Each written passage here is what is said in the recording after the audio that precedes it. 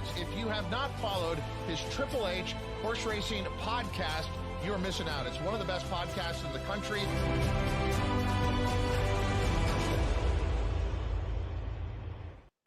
Good evening and welcome to episode 21 of Great Race Plays, right here on the HHH Racing Podcast. I'm your proud host, Howard Kravitz. I'm with co-host Pete Visco and Paul Halloran from, respectively, Maryland and Massachusetts. We are here to talk about our usual 9:30 Thursday evening live fare, and that would be the Sunday Late Pick 4 at the Great Race Place, Santa Anita. Please make sure you hit that subscribe button on the bottom right-hand side of the screen, notification bell on the top right, and smash that like button below the video player, plus your comments. You can listen to us on Apple Podcasts, Spotify, and Anchor. We've got a fantastic Power Picks tip sheet.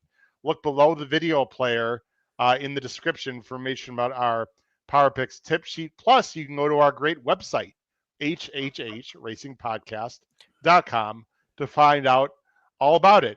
Gentlemen, we just finished our show on Picks and Ponies here live Thursday night with unbelievable viewership. We want to thank everyone, especially those of you on the West Coast or listening and watching on the Santa Anita X channel. Had a very lively discussion that kept Paul awake, and hopefully he'll last the next 35 minutes with Gino Bacola. Maybe I should go to you, Pete, first so he can recoup from the last show. How you doing tonight, Pete? I'm great. Long time no see, fellas. It's good to be back. Good to be talking West Coast racing. We love it. Absolutely. Paul, I didn't ask you this on our last show, but it's real quick. Reminisce just for 30 seconds about Memorial Day, what it means to you. Do you have any fond memories of what you do with your family, parades, just anything in general, as we thank our wonderful servicemen and women of our country who are sacrificing their freedom for ours? Memorial Day weekend, what does that mean to you? Yeah, well, as you mentioned on the last show, Howard, obviously Memorial Day is the day that we especially thank the ones who gave the ultimate sacrifice, right? And we get to come on here and blow V8. Not that I blow V8, but others sometimes do. And it's I think we all probably. I'm glad you brought it up, because I think we all. We're looking forward to the races and hot dogs and hamburgers. And, let's face it, we take a lot for granted, and I think that probably came into focus on 9/11/01, right? When, we had to send very quickly, send a lot of young folks off into foreign lands. I'm in my house. I have my sister-in-law living next door, who's an Army veteran. My wife's brother flew Marine helicopter pilots, shuttled Navy SEALs around. So, I think it's very worthwhile to mention. And, of course, we can't thank enough those who gave the ultimate sacrifice. I can't help thinking you mentioned Navy SEAL, who's actually a pretty good horse running Monday. How coincidental would that be on Memorial Day weekend if Navy SEAL wins on Monday in the stake race? Pete, I'll ask you the same question quickly. I think it's worth it to take a minute on that. I'll say for myself, most of you wouldn't know because I don't talk about it very much, but I do play the drums. I play percussion. And I was in our high school. I was in the junior high and high school marching band in our local community of about 20,000 people where I grew up. And we'd also we'd always march in the Memorial Day parade, which when you're 12, 13, 14, 15 years old is pretty cool. You're walking in front of thousands of people and you're playing music. And so that's one of my favorite Memorial Day weekend sort of memories that I don't get to do anymore. Anything from you, Pete? Yeah, no, it's funny. I was thinking about it, and we tend not to do much now in my older age. We tend to lay low most of the weekend. It's funny. My wife sent me. There's an app called Time Hop, which basically brings back pictures from your past or stuff on your phone, so you're reminded of things that happened years ago.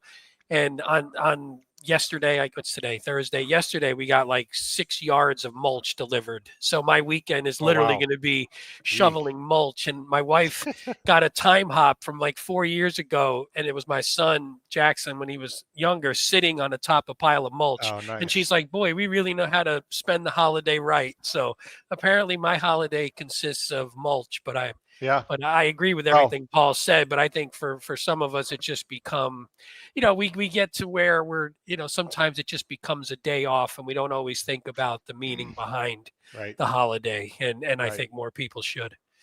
I agree with you. Well said, Pete. Well, look, we've got important stuff to talk about this weekend. Obviously, Memorial Day is a big stakes day at Santa Anita, but these Sunday Lake Pick Fours, excuse me, have been really good on that we cover. We're up to episode 21.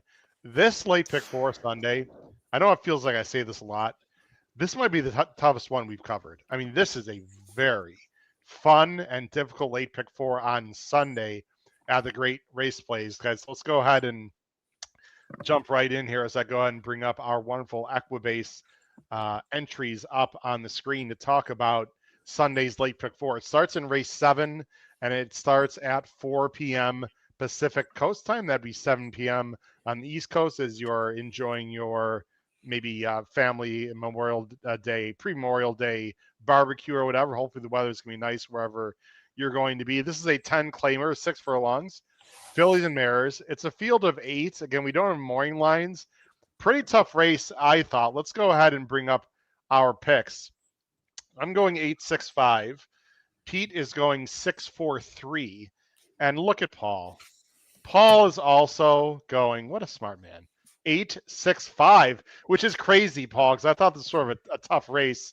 And you can go a lot of ways, and somehow we came up with the top 3. Hopefully your and I's sakes were me right. Pete's like, you guys are nuts. I don't know why you're not using the 4 and the 3 also. But Pete, let's go to the sane one on the screen. What say you about the number 6 Stellar Cap for Gary Studi and Bautista? Again, we don't have a morning line, but will not be favored. I'm pretty sure about that.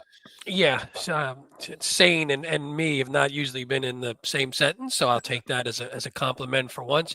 Yeah, I thought this was. It's funny. I thought this was a tough race, but this was actually the horse that I liked the most in the sequence and had as my Really? sort of lone A. But it was with a. It was weird because I sort of go through the race and I'm like, when I look after the fact, I'm like, oh, I only had one A in this race, so I guess I must like this horse.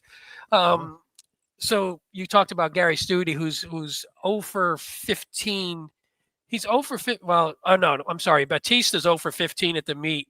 Studi's 0 for 2 only, but hasn't hit the board. So just between the jockey trainer combo, it's a little funny. But he's second after the claim on dirt, 14 out of 19 in the money. So I kind of like the fact of maybe he gets a horse, runs the horse once, then can come back and can get the next race is where the horse sort of moves forward a bit.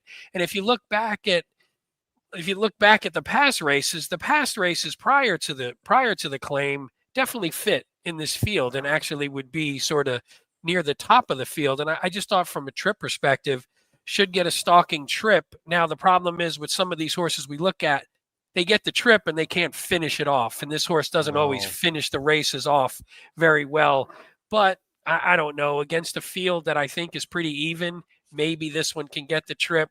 Second off the layoff, second with the new trainer. Maybe there's just enough there to move the horse forward.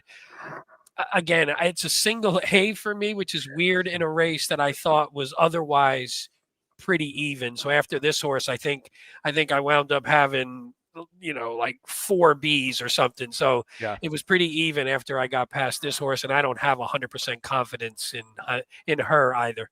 Yeah, I mean, Paul and I have our second. Stellar Cap can absolutely win. I just can't get over the 1 for 38 last year with the jockey, now 0 for 15. Yeah. For you mathematicians out there, or if you're not, that'd be 1 for 53. No bueno, but Pete, you pulled up stats that are 0 for and 1 for, and they end up winning. Hey, so. There's a 1 there, so they had, they won 1, so why not win another one? That's my theory. Twilight Empire, Paul, I don't want to steal your thunder. I'll let you talk. There's something in there's 2 things I like about this horse. I'll let you talk. She is 8, not easy to trust. Fry stays aboard though, and this is second time, right? Yeah, second time for Barocchio, who actually is a trainer that we mentioned last week when a horse I liked that ran it was a 5-1 or 6-1, almost won the penultimate leg of the pick 4 last week. What do you like about Twilight Empire, Paul? Well, I like the position. I think that she gets a pretty good trip from out there, and I just couldn't get past that first race in Southern Cal on the February 8th. It was at Santa Anita. Very good race. I think that race wins this race. Yeah, pretty easily, and she got to get back to it. Obviously. she's 8 now. So like me, she's not getting any younger, except she's probably asleep now and I'm up talking to you guys. Although she's on West Coast time, so she might not be. But yeah, it's a tough race. And Pete, you know what? You might as well just have a single A in here because That's the thing, right? Either yeah, go either go 6 or difficult. 1, right? But, At this but I point. do like this horse, Howard. I think this horse is in the sequence. Certainly one of my top selections. By the way, Howard, you said something about trust, and it's funny. The last note I had for that 8 horse was tough to trust. I just couldn't figure it out because Yeah. 8-year-old, and you're like, man, those 2 last races weren't so good. Is the 8-year-old just finally winding down? Right. Who the hell knows? Sometimes with some of these. No, this is not my one of my best picks of the weekend or anything, but it is worth watching this replay. Twilight is the 4 here on the inside, taking a lot of mud and climbing. Watch what she has to do. She's ready to make a run here, guys, and there were a lot of horses coming out of this same race that are running again on Sunday. Right here, she's got run, and she has to wait. She was going to go inside, and then look at that. Makes like a real severe. Did you see that?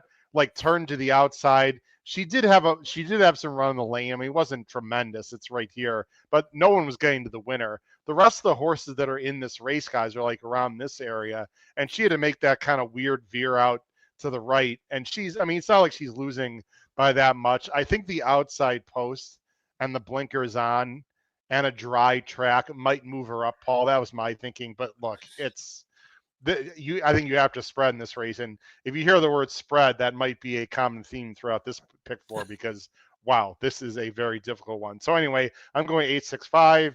Pete's going 6-4-3. Paul's going the same 8-6-5 as me in the opening leg of the late pick 4 on Sunday. Let's go to race 8. It is a 1.1 miles. So I go ahead and bring it up on the screen right now. It's a 1.1 miles maiden race. The rails are out 10 feet on Sunday. 3, 4, and 5-year-olds. $60,000 is the purse. Field of 8. West is a first-time reported gelding. Tough to say who the favorite's going to be in this race. Also, a lot of different ways you can go. Let me go ahead and put our picks on the screen. I'm going 3-7-2. Pete's going 3-7-5. Paul's going 2-7-3. This time, Paul is the outlier. Mutaz, a Baffert horse, going long on turf. For JJ. What do you like about Mutaz, Paul? Yeah, and I think Mutaz might be the favorite, which I hate, by the way. Second time starters on turf, Pete, you'll like this. You may have it. No. Baffert, 14%. But if you add maiden to the equation, it goes down to 1 for 17. I think I saw that. I didn't write it down, but I think I saw that one. So, by the way, the Triple Crown nominated Mutaz, Paul. Triple Crown nominated. How about that? Well, it's it's Zidane, although 550 for Zidane is bargain basement. We go right from this to the Belmont, no? You figured you'd win here and then come, try the dirt in the Belmont. Why not? Yeah, I mean, I'm not surprised that a horse that they paid 550 for is Triple Crown nominated because you don't want to get into the situation of having to supplement on top of the race now for 6 figures. But yeah, I don't know. Again, unusual for Baffert to start a horse like this on turf, but he keeps him on turf. I don't think this is the best field in the world. I think this is an even tougher race than the last one, Howard, but I am going to end up with Mutaz. Okay, Paul, I'm sure you saw go ahead, this. Howard. You go first. There's some weird action going on with the 9. Here's Mutaz singing a good trip. I don't know if you watched this replay or not, Paul, but this horse was very weird in the stretch. Looked like he had a run and then just had some weird action. Go ahead, Paul. He put him under a ride early. Right there, right here. What is he doing? Like, yeah, he can't control him? It almost looks like he backed off a little. I don't know if he took a bad step, but he certainly did not run through the lane. No, but then he runs on again a little bit here. It was very weird. He does. It's like that 6 horse we were looking at on the other show. Winning Patriot. Yeah, a little weird. I'm hoping that the stretch out is actually going to help this horse. I think these horses that fade a little and then stretch out get under bet a little bit because people are going to assume, well, he faded at a mile. Now he's stretching out. I Right. look at it the exact opposite. The only stat I had that I didn't like was the dam side was 2 for 43 turf routes. So that was something where I was looking at it go, again. But I that was a weird horse to me. I didn't know what to do with that. Bafferts on the turf are always weird to begin with, and then a young one, they're hard to gauge, I think. Yeah, they just, in generally speaking, they don't perform well, except a horse named De Jour, who's actually a nice Yeah, that horse one, for that one, Baffert I've had that on one the a few turf. times. Yeah, I like Unrivaled Hero, Pete. You and I are going with this one, the number 3 for Glatt and Barrios. And there's two things that I normally would not like about Unrivaled Hero that I'll just point out before I let you expound. fire Number away. 1, this 3-year-old is 0 for 6. Don't love that. Number 2, they thought so much highly of this horse that he was already down to main 50. But now he's getting better, improving. And I actually like the last replay quite a bit, which we'll watch the stretch run.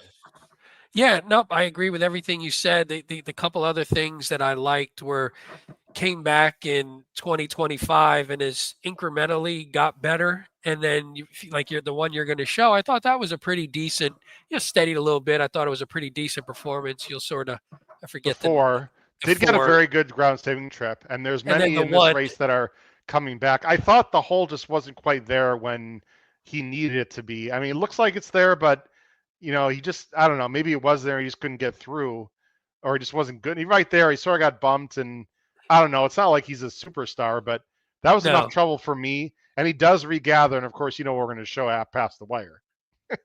Of course. I mean, that's what sadly, I think watched the gallop out on this one, and I didn't want to say anything, but the gallop out was nice. But again, it was you're talking about a horse who isn't, I guess it's six start, so not super fresh and green, but that was it's still a young horse, and they're still learning, and sometimes they don't hit those holes the way you hope that they would. Yep. But it could have been a learning experience, and it was a 1 1/8 and did come on late, so the distance shouldn't be an issue. That's what I was thinking. Got a lifetime buyer top, lifetime time form top, and then the last 3 hit the board second or third in the last 3 and was pretty close, and had Lasix in all 3. So maybe the Lasix moved the horse up a bit, and now that's why he's improving. But yeah, and I don't Barrios think he's going to be this far back. I think this is crazy. I maybe I'm wrong, but I'm wondering if that was a little bit based on the earlier races in 24. So that's maybe dragging it back a bit. I'm hoping he's going to be somewhere in here. I agree. That was I had to should sort of stalk. And the pace doesn't look to be fast, but I thought should be close enough to sort of stalk. It's the kind of horse, Pete, that again I don't normally like for the reasons I said, but this field is sort of meh. And I mean, there's nobody you like, right? He is getting better though, right? I mean, that's legitimate. I mean, obviously, look at the numbers. I mean, he's getting better. So I'm the 0 for 6. I'm like, I can deal with that. I think number 7 Broski, guys, is the horse, or Broski is the horse to beat for D'Amato and Camaro. But again, he's hard to trust. He's 0 for 7, 6 out of 7. Loves to finish underneath. He was the horse that had the lead there in the race we just saw and got beat by a nose. I mean, do we really think that Broski is really that much better than Unrivaled Hero? I definitely don't think so. And you're going to get a bigger price on our horse, Pete and Paul. So, I don't know. We're all trying to beat this favorite here. In saying that, Paul, this horse can absolutely win. Yes. Yeah. You talking about Broski? Broski, yeah. Yeah, I have Broski as an A, and I agree with you. The 0 for 7, and so the horse is getting better. Although interestingly, he floated up to 8 to 1 in that race last time. So maybe people are getting a little tired of this Geldings act. Yeah, it's another tough race that's pretty wide open. These field sizes aren't like monstrous Sunday, but boy, I just thought they were inscrutable, so to speak. Just tough to figure. Let's go ahead on to leg 3 of the Sunday late pick 4 at the Great Race Place here on Great Race Plays Santa Anita. And guys, of course, when we're talking about the penultimate leg of a pick 4 at Santa Anita, that means only one thing. Here it is. Now offered at the Great Race Place. $3 late pick 3 featuring the last 3 races. $5 late double on the last 2 races. Both with a player-friendly 15% takeout. Every race day at Santa Anita Park. Oh, we're back on. Sorry. Okay. Love when Frankie does that. Wish he'd be winning more races these days, but that's another topic of conversation. Main 16, guys, penultimate leg of the pick four filly three-year-old fillies. Wow, or older. Field of 8. Again, another tough morning line to figure. Let's go with our picks on the screen in race 9 on Sunday. I'm going 154. Pete's going 815, and Paul's going 814. I am the outlier this time, guys. So I'm going to go. Why not go in California with the Utah bred? That's right, the Utah bred. You'll see a Number ton of those, 1. right? I don't remember seeing too many of those. Pete, you got a stat on that Utah breds I at do Santa not. Anita? No, I Come on now, apologize. man. I didn't even notice that, so I'm glad you said Wow, it. I didn't even that notice. is really disappointing. Yeah. Whoops. So it's also disappointing. I keep clicking on the wrong PP. Look, Utah Breds can win, believe it or not, in the right spot. Mucho Magical has not. I don't like this horse for any reasons that have to do with the state in which he was bred in. He's she's lightly raced by Mucho Macho Man out of City Zip Mare. I like the blinks off, and I like Rispoli, guys. I think he's going to save ground. I think he's going to be a little bit further off the pace, which I think is good because this number 8 that you're going to talk about is the speed, but there might be other speed in here. And last time I checked, guys, I heard Rispoli does okay saving ground on the dirt. That I don't might know. be his style a little bit. I just think this one can pass and will be taken off the pace and is lightly raced. I don't have any like special magic, not even mucho magical thoughts here. I just like a few things about her. She's a little bit of a fuzzy in this kind of race and been working well too, actually. And I think before her last start, actually. And I think she's interesting. Plus, she has a white-brown fox on her back of the silks. Very nice. That's always a good People at home reason. are like, "What is That's always a good reason. What is to wrong pay with that?"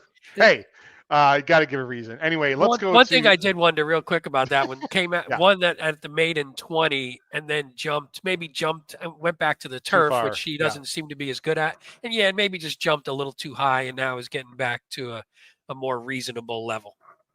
Yes. Save the Clock Tower is here, by the way. He said it's a game of Cahoots.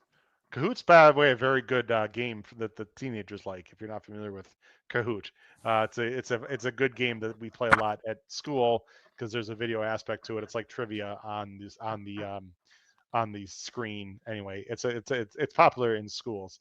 Let's see here. Oh, James has a nice comment about veterans. You can read that. That's very interesting, James. Okay, Katie, by the way, is going 9-4-3-6. Or sorry, 4-3-6 in this race. Let's talk about the 8. Paul, the 8 is interesting. The number 8 is Matina for Hansen and Escobedo. Real nice combination. She is really quick. I mean, like at any level, the first 2 furlongs, 3 furlongs, she is very fast. The problem is she doesn't usually get the job done. And last time, boy, did she drop anchor like really bad. However, there is a work since, and they are dropping her down, but at least she's racing again. So I guess that's a positive. And you're almost guaranteed to have this horse on the lead. In this kind of race, that's probably a good thing. Yeah, I thought there was a pretty precipitous class drop, she was not in for a tag last time. Now, the time before it was closer to this, but it was still 25 down to 22.5. This is by far the lowest level she's ever been at. They paid $175,000 to breed to not this time. So this is probably not what they had in mind, a 16,000 claimer. But No. Regardless, that's where they are. And I just think, sometimes these horses with these big class edges who look like they're going to go the lead, they often forget that they're supposed to stop. And it favors front runners. I have to admit, guys, and I want to full disclosure, I was gonna have this 8 in the top 3. I just chose to try to beat her, but you guys are most likely gonna be right over me, to be honest, in this race. I'm gonna use the 8. I just there's not a lot of other speed. That last race was just so incredibly bad, and they didn't have to drop her down this far, right? I mean, so Yeah. I don't know. I think you and Paul, I think you and Peter are probably gonna be correct in this situation. And you want to add to what what Paul said, Pete. And you guys have Yeah, one also, I noticed. I didn't realize you guys like my one as much as I originally thought. yeah, we both do. The only thing I'll mention on Matina, I had one stat that I think you'll like, Paul. So Ryan Hansen, interesting. He's 4% wins first after the claim, and it goes all the way up to 26% wins second after the claim. So they claimed him, and I wonder if that's maybe bad spotting after the claim, and that's sort of the reason for it. I don't know. This one they maybe shot like similar to what we talked about with the one, maybe shot a little too high with this horse last time out, but now getting back to a reasonable level and with the pace advantage, and with Hansen maybe improving horses second time he has them, put that all together, and it could be dangerous. Yeah, and I like that combination. If you're not familiar with Ryan Hansen and Escobedo, they do a solid job. They're going to absolutely win the penultimate race. Guys, let's go on to the last race, not of the weekend because there's Memorial Day, but the last race on Sunday. Here it comes on the bottom of the screen with our picks as well. I am going to go 5-9-2 in the finale. Look at Pete. Oop, Pete's wrong agrees race. with me. He's going 5-4-2, and Paul's going 4-2-9 in the last race, which is right here. It's a main special weight, 6.5 furlongs on the turf, 3-year-old fillies mainly, Calbreds. Wow. I know Paul cannot wait for this race to occur at what time? Let's see. It'll be 8:30 there out on the East Coast, Paul, that you can bet this race. I know you're extremely excited. There's also, by the way, 3 AEs. So could be a field of, let's 11. We'll see. I don't think they can hold more than 11 going that flat. By the way, it's a flat 6.5. Again, I'm going 5-9-2, Pete 5-4-2, Paul 4-2-9. Paul, Darlin, Tammy, Jeff Bondi, and Orantes. That's your guess. Yeah, guess. You're not insulted by that, are you? No. Well, I think the real guess involved here is, looking at the first time starters, the 3, the 7, the 8, the 9, the 10, the 11. That's where the guessing comes in. I got stats on all of them. I dug down and did some stats, and honestly, I think it's probably the type of race where you want one of them. But I just couldn't come up with anything that compelling. Obviously, it doesn't help in the pick 4, but you certainly want to watch the board playing this race individually. Definitely. And seeing what happens. I mean, this 4, my 4's had 5 chances. Got bet last time and, did what he does best, and which is not get his picture taken.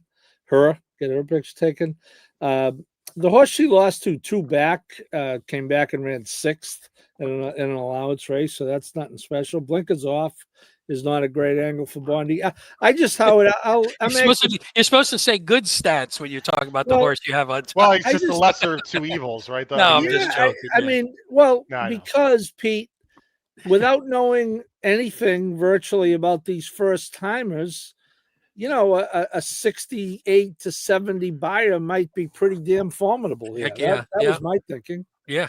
Well, it's definitely the kind of race, if you have workout reports or some information, that would definitely help here. So it's not like we are a bit blind into the pick 4 because we can't see the board, but obviously, courtesy of DRF, we get workout reports and some other things. You can look up, trainer stats. For those of you that are less experienced handicappers, don't be so negative or wishy-washy on first-time starters. If you really deep dive like we do, you can find out some information. That being said, it is still a guessing game, and we are going with one of those first-time starters, a Harris Farm horse. Sound familiar, guys? We've talked about Harris Farm quite a bit tonight. This is Severe Clear for Dean Pedersen, Pereira, Avronsky filly out of a Street Sense dam. My senses, there's some interesting things to like. Pete, I'll let you expound because this is my top pick also, the number 5. Go ahead. Oh, I was going to say, there was a couple negatives. I'm going to sort of go the Paul route here, but on the sire side, it wasn't, first time starters like 10%, turf sprints 11%, and then on the dam side though 1 for 16 on the turf. But what I liked, working well on the dirt. So again, it's hard when you're looking at the works and then they're going to put the horse first time on the turf, but has at least been working well, especially like something I think that was on the last show you talked about it, Howard, where the works are started getting increasingly faster as we got close. So that last one is sort of the best work on the page, and you're like, okay, now they know, like, oh, now this horse is ready to run, or we got the horse ready to run. And Pedersen, 3 for 6, 6 for 6, 3 for 6 wins, 6 for 6 in the money with his last 6 first-time starters. All of them been on dirt, but he's at least been hot with these first timers. So I'm looking at a horse that just maybe looks to be in good form. He's been really good with the first timers, and just maybe has this horse just ready to roll off the first out. Pete, 20% win, 46% of the money with Pereira riding for Pedersen.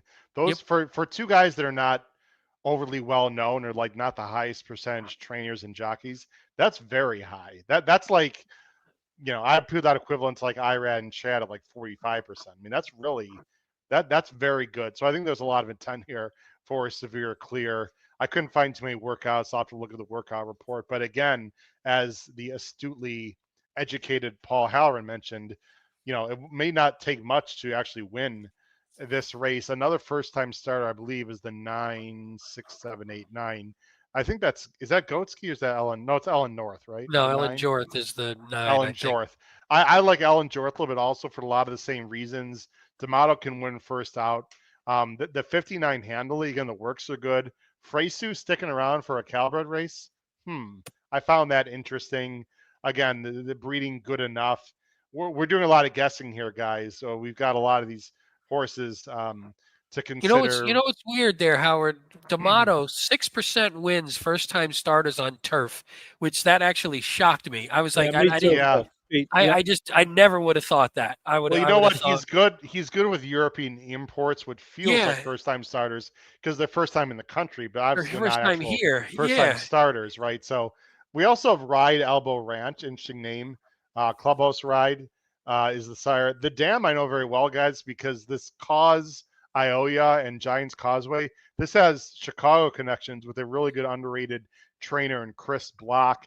And Cause Ioya ran at Arlington, God rest its soul. And there's, the siblings, this Ioya too. Actually, it's not Ioya too, but this family, this Ioya family is actually well known in the Chicago area because Chris Block had a lot of horses. So that's very interesting breeding on Ride Elbow Ranch, who probably needed that first start, is probably more of a turf runner. That's the 2. So anyway, guys, a lot of very interesting ways to go here in the last race. It's just a very, very tricky sequence. Let's talk about our best bets tonight, guys. Pete, I'm going to have you go first. $3 pick 3, 357 with 1-8 with 5 in race 8. And then you're playing a $5 double, 1-8 with 5. Go ahead and talk for a second about those bets. Yeah, I was going to stick with, so I said I kind of like the 5 here. And again, I think it's similar. I forget what race we were talking about where Paul, it might have been on the last show, where Paul was like, either you're taking the top choice, or maybe it was the first of this sequence. It was like, either you're taking the top choice and singling, or you can go like 5, 6 deep. And I was looking at taking a shot here, singling sort of severe clear on the back end of both of these bets and see if we can get one. I like these 2 bets. I want to see if we can get one of them or both of them home. I think so. And you know what, Pete? I'm going to try something in real time. I'm going to focus on Peter a second. See, I can do this. Let's see if I can. Look at that. Ooh, how about that, Pete? Wow. That is nice. What do you think next time for Paul on the rant? Put him in the circle. What do you think? Yeah, I like that. That'd be nice, it's right? very professional. It looks like, Look at that. Ooh, look at those. Ooh, we can have some fun. All right. Paul's like, when is the show over? Let's move on. All right. Am I right? Am I right? Sorry, Paul. We're getting a little giddy here, folks, later in the evening. Let's go ahead to your best bets if I can get them back up, Mr. Halloran. There they are. Race 8. That's a typo on my part. Is it race 8 or race 9, Paul? Well, I'm sorry. It is race 9. What did I do? So you're singling also in this last one, Paul. Yeah, I went with the 4, Pete. I just 4, figured same thinking. I like playing the late double, the $5 late double, and there we go. Same thinking that you could go 10 deep or 1 deep, and I went preferred to have some options in the previous race. The 1 and 8 we talked about, and I threw the 4 in there, whom I picked third. Okay, so Paul's going $5 daily double, 148 with 4 for $15. My best bet. I'm also going to race 8. I'm going to go a $3 pick 3. I'm just going to take a stand here, guys, with number 3, Unrivaled Hero. It's a bit of a guess. It's a risky kind of single, but I think we're getting despite that replay, Pete, I still have a feeling this horse will be 4-1, 9-2-ish, just gut feel. So I'm going to single the 3 in race 8, Unrivaled Hero, with 1-4-5-8 with 2-5-9 for a $36 $3 pick 3. And if I'm right in race 8, I think with a big shot, guys, to cash a nice pick 3. And if I'm wrong, Paul knows what I'll do. What will I do, Paul, if I'm wrong in the third to last race of the pick 4? $5 daily double, please. There you go. I don't think there's any. You think there's any big favorites in? I didn't think there was any big favorites that stuck out to me in this sequence, right? Unless the Speed Horse 8 might. Oh, maybe that 8. 5, yeah, maybe the 8. I think could get bet down. You're right, just from a pace standpoint. I don't know. It's very interesting, guys.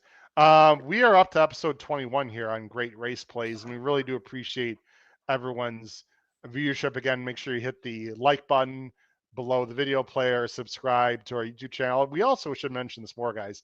There's our X handle right there, at HHH Racing Pod. Pete's is right. Well, not quite. His finger is a little bit off, but at PVisco28. That's interesting. It's right in the middle. Okay. It's right in the middle on my screen. Watch the show. Okay. Yeah, on my screen, it's right in the middle. Let's see, the middle of the name tag. And Paul is at PKH.com Horsey. Do you have to put the horse in there, Paul, to get to your X? Totally optional. Totally optional. All right, guys. Look, we've had a great time here tonight between our 2 shows covering Santa Anita like a glove. I'm not just saying this because we have 2 shows and we're sponsored by Santa Anita. I will absolutely be playing Santa Anita this weekend, Sunday and Monday, and maybe even a little bit Saturday as well. For my good friends and co-hosts, Pete Visco, Paul Halloran, this has been your host, Howard Kravitz. Very, very happy Memorial Day weekend to everyone. And make sure that you do one thing, and that is to simply crush your bets in the late pick 4 on Sunday at the Great Race Place. Take care, everyone. Have a great night. Bye-bye.